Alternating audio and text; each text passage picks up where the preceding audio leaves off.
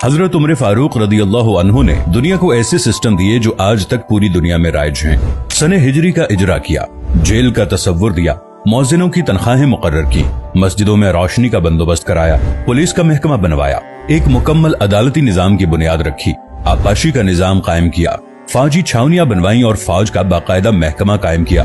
आपने दुनिया में पहली बार दूध पीते बच्चों, माजूरों, बेवाओं और बेआसराओं के वज़ाइफ मुकर्रर किए।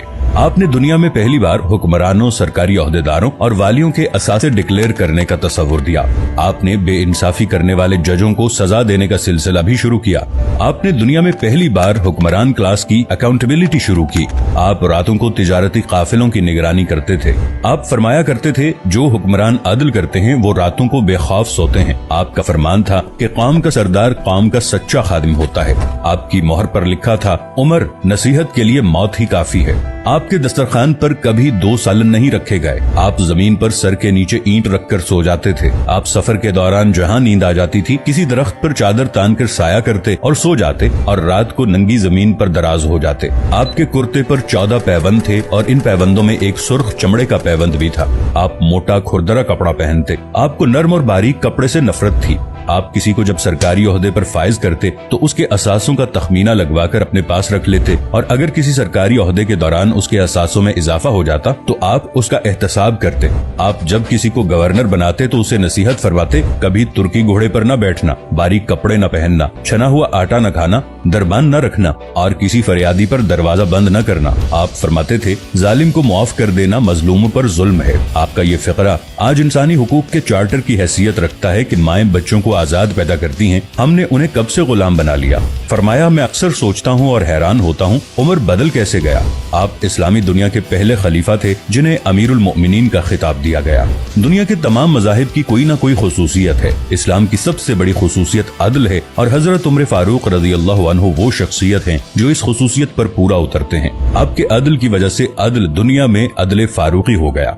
आप शहादत के वक्त मकरूज थे, चुनाचे आपकी वसीयत के मुताबिक आपका वाहिद मकान बेचकर आपका कर्ज अदा कर दिया गया और आप दुनिया के वाहिद हुक्मरान थे जो फरमाया करते थे, मेरे दौर में अगर फुरात के किनारे कोई कुत्ता भी भूख से मर गया तो उसकी सजा उमर को भुगतना होगी।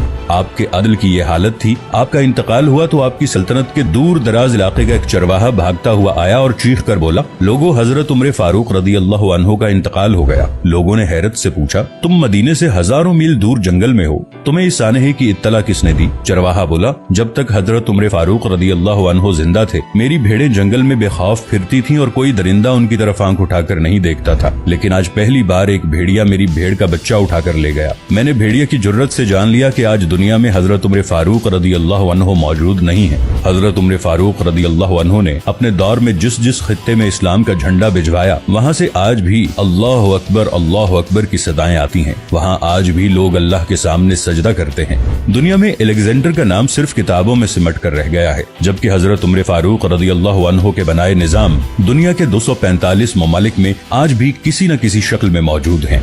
आज भी जब किसी डाक खाने से कोई खत निकलता है, पुलिस का कोई सिपाही वर्दी पहनता है, कोई फौजी जवान 6 माह बाद छुट्टी पर जाता है या फिर हुकूमत किसी बच्चे, माजूर, बेवा या बेआसरा शख्स को वजीफा देती है, तो वो मुआशरा, वो सोसाइटी बेइख्तियार हजरत उमर फारूक रज़ियल्लाहु अन्हु को अजीम तस्लीम करती है। वो उन्हें तारीख का सबसे बड़ा सिकंदर मान लेती है, मां सिवाय उन मुसलमानों के जो आज एहसास कमतरी के शदीद एहसास में कलिमा तक पढ़ने से पहले दाएं बाएं देखते हैं। लाहौर के मुसलमानों ने एक बार अंग्रेज सरकार को धमकी दी थी कि अगर हम घरों से निकल पड़े तो तुम्हें चंगेज खान याद आ जाएगा। इस पर जवाहरलाल नेहरू ने मुस्कुराकर कहा था, अफसोस आज चंगेज खान की धमकी देने वाले मुसलमान ये भूल गए उनकी तारीख में एक उमर फारूक भी था, जिनके बारे में मुस्तशरिकीन भी एतराफ करते हैं कि इस्लाम में अगर एक उमर और होता तो आज दुनिया में सिर्फ इस्लाम ही दीन होता। अल्लाह ताला से दुआ है कि हम सभी मुसलमान भाइयों को दीन पर, ईमान पर कायम रहने की तौफीक दे।